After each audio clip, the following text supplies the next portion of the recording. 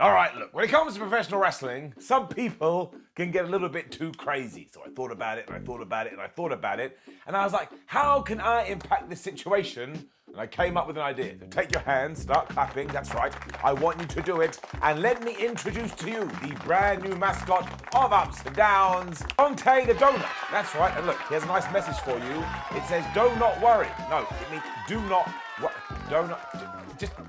don't worry, all right? Everybody, just calm down. It's wrestling. One day we're all going to be dead. And after that nice start, hello, my name is Simon from WhatCulture. If you've never watched this show before, you haven't got this far because you're like, that guy's actually insane. Anyway, there was an episode of SmackDown. Let's up those downs.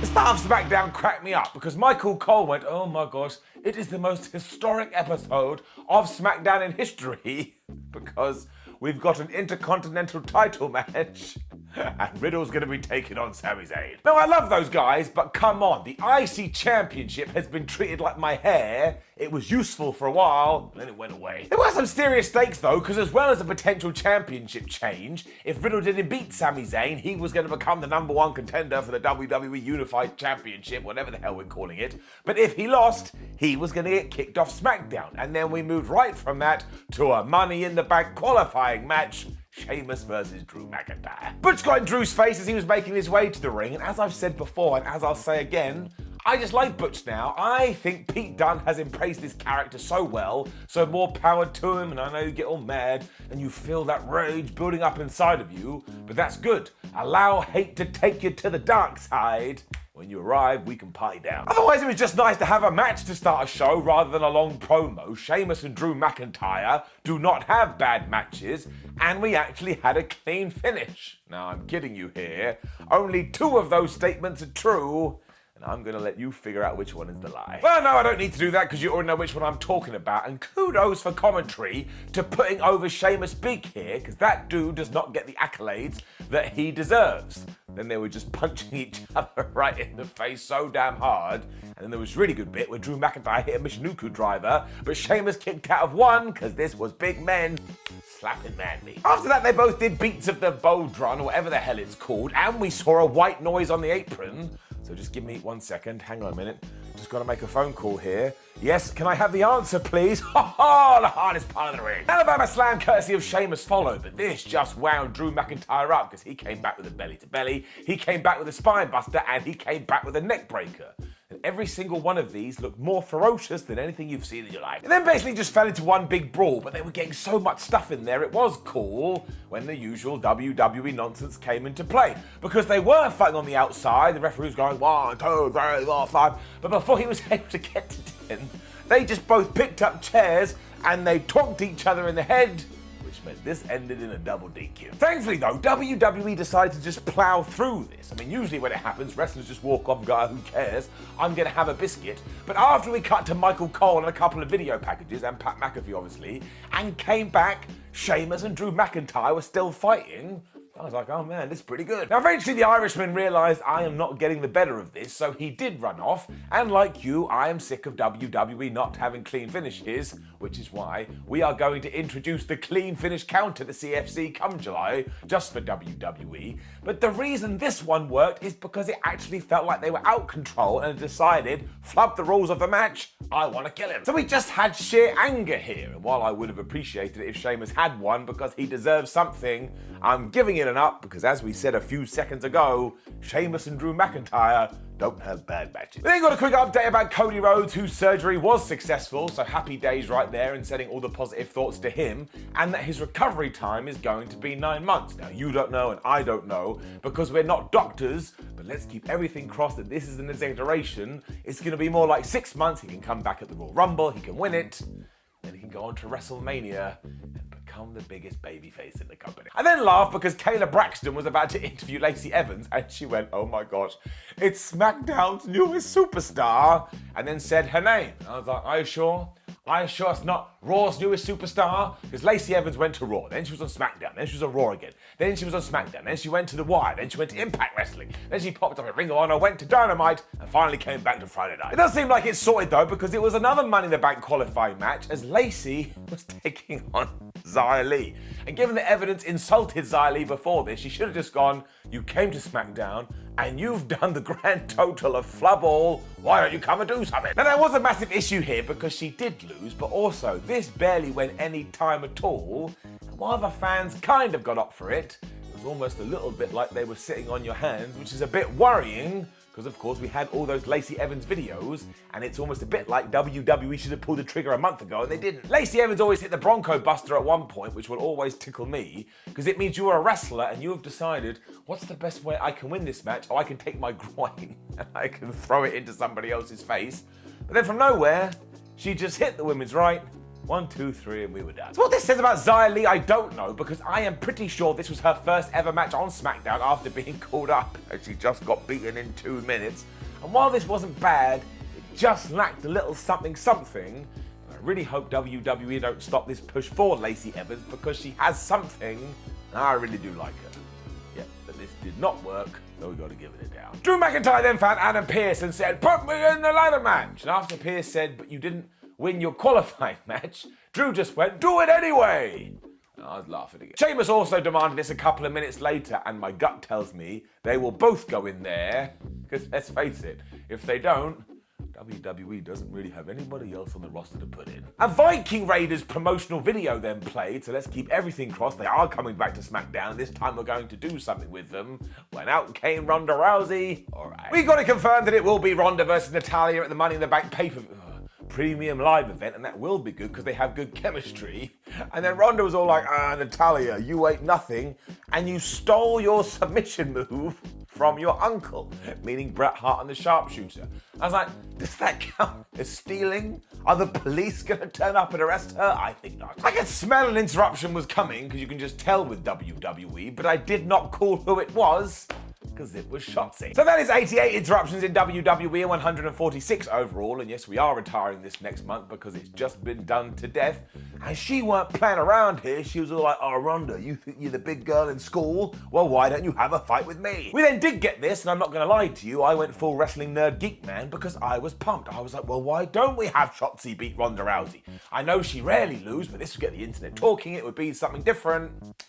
And then Ronda just won. However, this did get some solid time, and I tell you, for a good while there, Shotzi was just kicking Ronda's ass. Like, not only did she boot her right in the back, but she gave her this tornado DDT off the apron.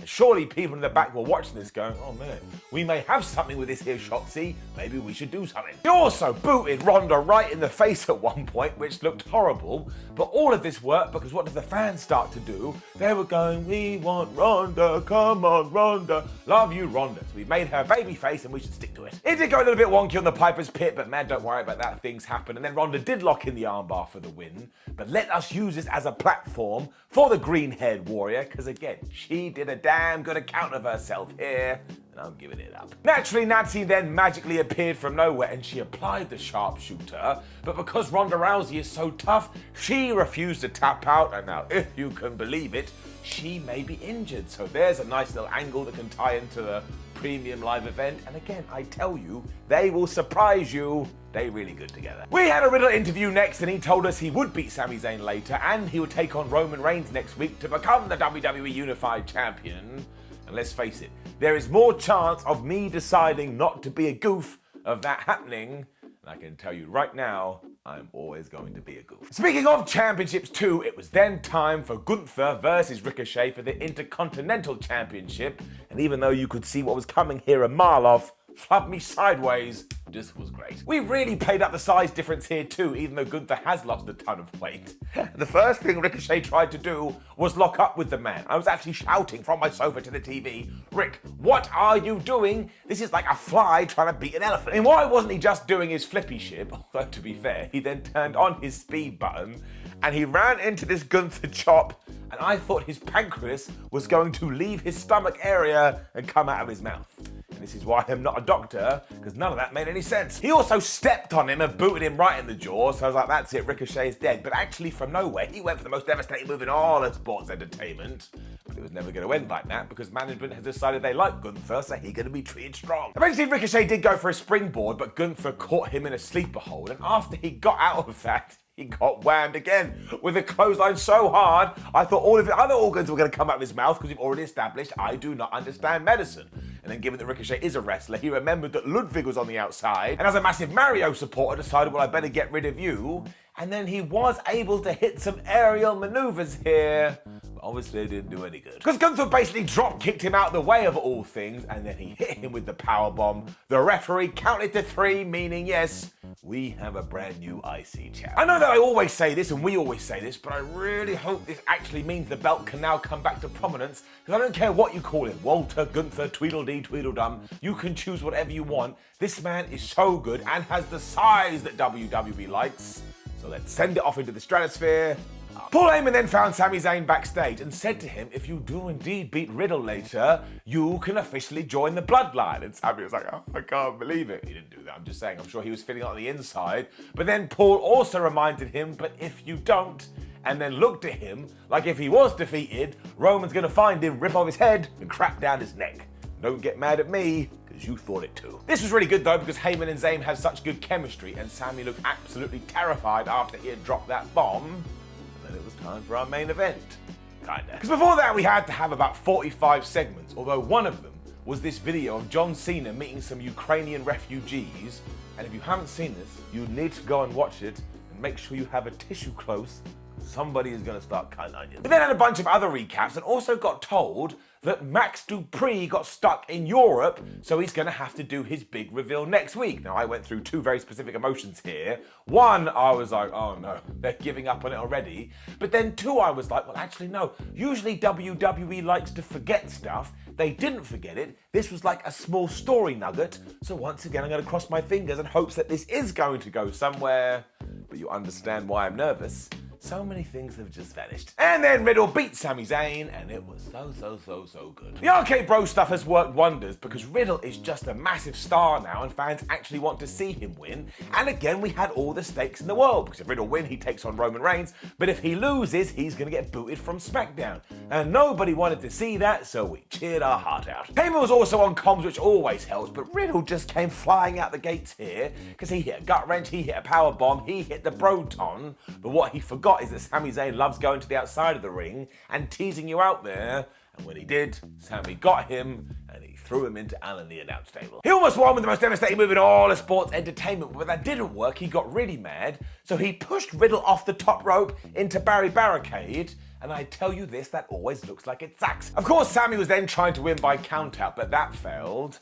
And these two were tussling on the top, and what did I tell you? It was also known as Riddle, they went for the super RKO, Sami stopped that, then went for something else, but instead got kneed in the face as he was mid-air, and that was absolutely faboo. Somehow Sami kept fighting, but then he decided to mock Randy Orton, and as we've learned, you don't do that in front of Riddle, because you're really gonna piss him off, and this is when we got to the near falls, including one where Riddle went for the RKO, but Sami turned it into the Blue Thunder Bomb. I tell you, I bit. It then happened again instantly because Zayn tried to hit her Luva kick, but Riddle did hit the RKO. He got the 1, 2, 3, and honestly, go and watch the reaction to this.